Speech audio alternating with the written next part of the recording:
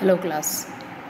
Um, Let us discuss in this video the complex sentences. The topic is here sentence synthesis, that is how clauses are joined together to make the complex sentences or the compound sentences. As I told you in the last video, there are two methods. There are two types of processes with the help of which we bring clauses together in order to construct bigger sentences. And these two methods are coordination and subordination. And coordination is as here. I like John and John likes me. So here are two clauses. The first is I like John, and the second clause is John likes me, right? And these two clauses are joined together, are brought together with a conjunction, that is and. Right. So what is the structure of this sentence? There is an independent clause or the main clause plus, so this is the I like John is an independent clause. Then we have this conjunction and then we have another independent or main clause, that is John likes me. So here we have a compound sentence, that is I like John and John likes me. So this process is known as this process of bringing together two clauses in order to make bigger sentences, multiple sentences. Here it is the compound sentence. So this process is known as coordination, where the two sections joined, the two clauses which are joined together, they are having the equal status, right? Both of them can be treated as independent clauses. As for example, there can be a sentence I like John full stop, then sentence number 2 John likes me full stop, and there can be a compound sentence like I like John and John likes me. So here there are two independent clauses joined together to make a compound sentence, to make a multiple sentence. So this process is known as the coordination. Now we have another process with the help of which sentence synthesis can take place, and what is that? It's here. I like John because John likes me. So here it's a complex sentence. Why? Because here one clause is the main clause, one clause is the independent clause, and the other clause here is dependent upon, is subordinate to the main clause or the independent clause. So which is the main clause here? I like John, because it can stand alone, it can be treated as an independent sentence in some other place. So it is known as the main clause or the independent clause. Whereas and this process is known as subordination. So here also there is a subordinator, there is a subordinating conjunction like because. Okay, I like John because John likes me. So this is known as the dependent clause or the subordinate clause. Which one? Because John likes me. So because John likes me cannot have an independent identity, it cannot stand alone, it can be considered as a part of the sentence which is dependent upon the main clause, that is I like John, right? So here the subordinate clause is because John likes me, and this main clause is I like John. So this process to make sentences bigger, to bring sentences together and to form complex sentences. Now this type of a sentence is known as a complex sentence, because here one is a main clause or the independent clause, whereas the other one is the dependent clause or the subordinate clause. So here we have two processes, coordination and subordination of something known as the sentence synthesis, joining two sentences, linking two sentences with the help of coordinators or subordinators. Okay. Then we have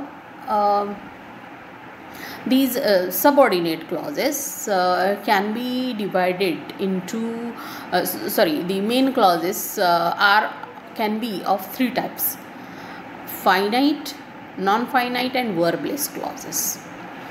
What is finite? A finite clause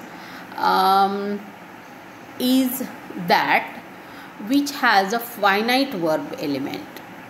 Finite, definite, nishchit. Okay, so when does a verb element becomes finite? Only if it has the distinction of tense or number or person. It can show the tense, that is distinction between the tense, contrast of the tense, that is whether it is the present tense or the past tense. Then it is a finite clause. Whether it shows the clear contrast of number, that is singular, plural, or the clear contrast of person, that is first person, second person, third person. So in case the verb element makes all these things clear, then that verb element and the clause in which this type of verb is used is known as the finite clause. Okay. Then there is non-finite clause. Non-finite clause is the clause in which the verb element is non-finite, that is it's not clear about the tense, about the person or the number. For example, having seen the picture, having seen. So there is no contrast, there is no clarity of person, number or tense. For John to carry, so here to carry is the verb element, and it cannot give us the contrast of tense. You cannot say that it is the verb element suggests present tense or past tense, whether it suggests singular or plural, that is number, or first, second or third person. There is no clear indication of these things. So such types of clauses having such verb elements in them, they are known as the non-finite clauses. Then we have the verbless clauses. A clause containing no verb element, right? For example, although, always, helpful. So this is a clause. So here there are rarely we use it. Generally these types of clauses are not used. So sometimes in some exceptional cases there might be a clause without a verb element. So that is known as a verbless clause. Although, always, helpful, or John, then, in New York. This construction can be treated as a clause, but it is without the verb element. So this type of clause is known as the verbless clause. So main clauses are of three types, that is finite, non-finite and verbless clauses. This is related to the subordinate clauses. Subordinate clauses depending upon their function in a complex sentence, they can function like this. They can function as subject, object, complement or adverbial element. For example, the first clause here, that we need more equipment is obvious. Okay, that we need more equipment is obvious. So here, that we need more equipment is a subordinate clause. Okay, and it plays the role of the subject. That we need more equipment is obvious. So what can be the structure of this clause? This is subject, then is verb, and obvious complement. Yes, we see. So in place of subject we have not a word or a phrase, but a clause, which is a subordinate clause, which is a dependent clause. It can occur, this subordinate clause can be the direct object. I know that she is pretty. I know something, right? So here the object of knowing is that she is pretty.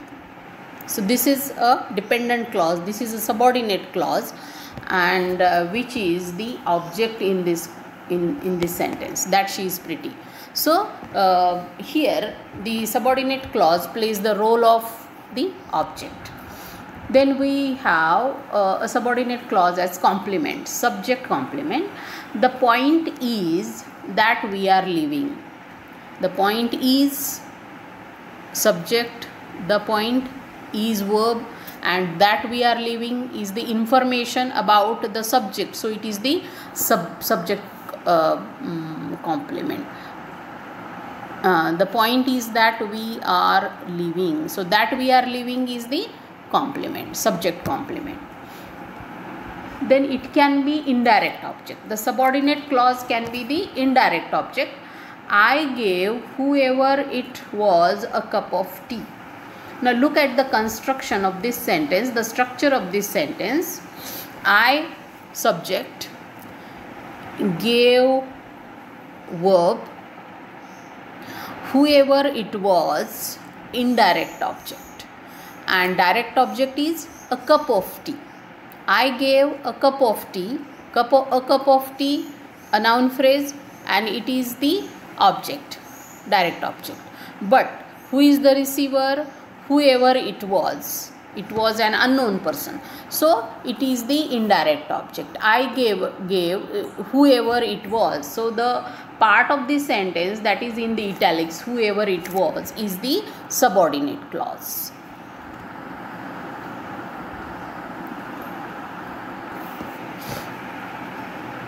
Then we have object complement. A subordinate clause can be object complement.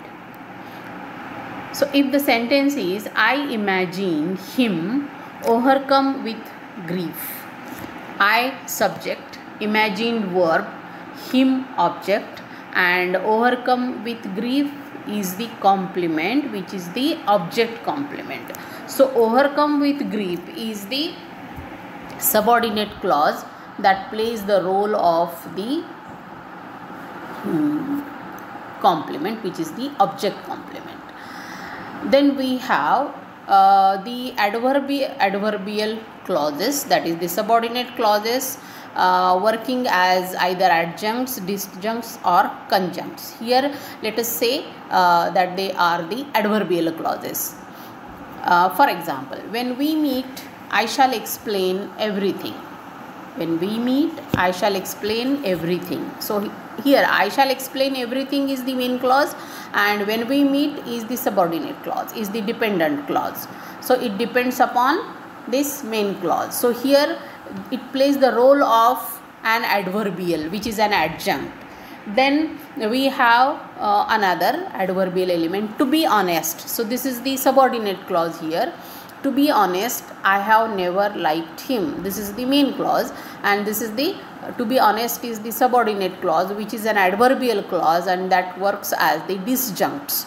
Then we have conjunct as well. What is more, he has lost the friends he had. He has lost the friends he had, main clause, and this what is more is an adverbial clause, which is the subordinate clause here. So in this way we see that there the subordinate clause play the role of subject, direct object, indirect object, subject complement, object complement, as well as adverbial. So whatever the functions are there performed by a word like noun or a phrase like noun phrase, the same functions, same roles can be played by the subordinate clauses, and depending upon that we